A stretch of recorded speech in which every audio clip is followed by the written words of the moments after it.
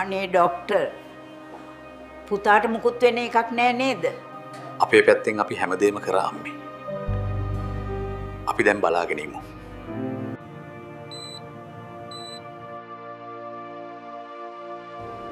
මම මේ කොහෙද ඉන්නේ? මට මොකක්ද වුනේ? නුඹට අනතුරක් වුණා.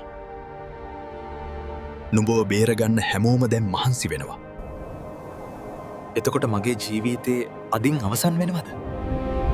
හොඳයි එහෙනම් අපි බලමුකෝ. මනුස්ස ලෝකයේ ඉද්දී නුඹ ප්‍රාණඝාත කරමින්ද ජීවත් වුනේ. අපෝ නෑ. කුඩා කූබියන්ගේ ජීවිතේ පවා මම බේරගෙන තියෙනවා. දැනම ජීවිත තොර කරේ නෑ. බොහොම හොඳයි.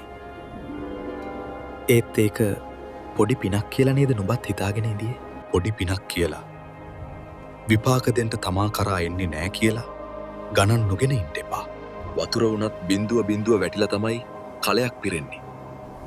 අද නුඹ අත්විඳින්නේ ඒ පිනේ විපාක තමයි.